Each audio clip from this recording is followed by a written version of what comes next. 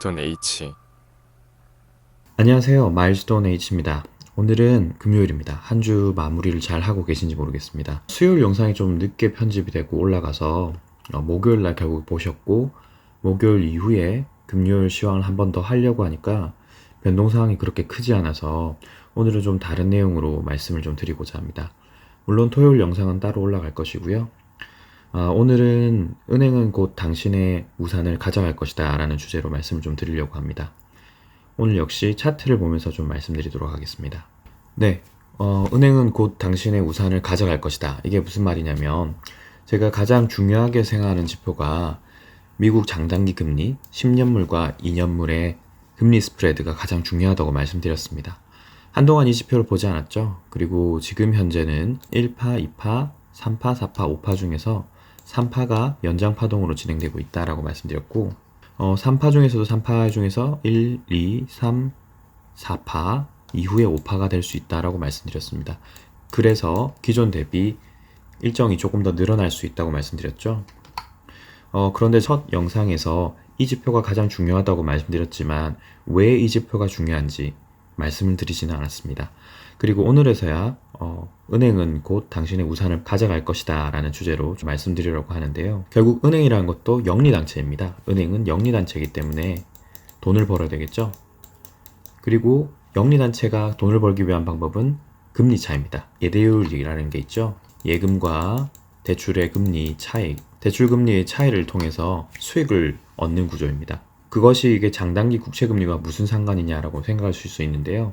간단히 말씀드리면 결국에는 국채라는 것도 국가가 다른 사람들 혹은 다른 기관들에게 돈을 빌려주는 것입니다. 빌려주고 그 해당되는 이자만큼을 다시 돌려주는 구조이기 때문에 은행에서 개인들 또는 기관에게 대출을 해주고 이자와 받는 것과 같다는 것입니다. 국가의 국채금리가 여기 같은 경우는 국채금리 차죠.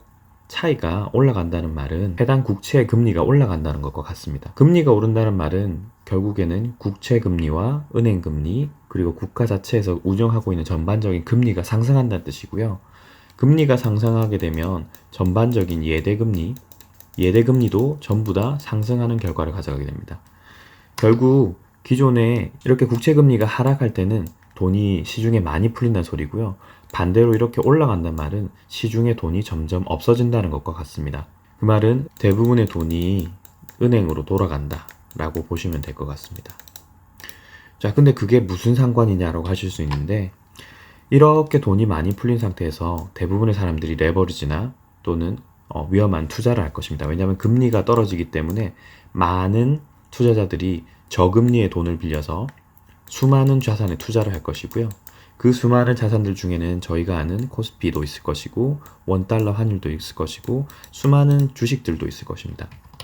근데 그렇게 많이 투자됐던 투자 자산들이 금리가 오르면서 수익성이 떨어지고 모든 돈들이 대부분 은행에서 대출을 제한하거나 추가적인 대출을 제한하고 기존의 대출금들을 다시 돌려달라고 할 것이기 때문에 이렇게 금리가 오른 시점에서는 상당히 리스크가 커지게 되는 것입니다. 그리고 전 세계 은행들은 미국의 금리를 유심히 지켜보고 있기 때문에 대부분 이런 말씀드렸던 금리 차 이후에 하락 이후에 상승을 하게 되면 미국으로 돈이 나가는 것을 방지하기 위해서 각국 정부들은 일제히 금리를 인상을 시킬 것입니다.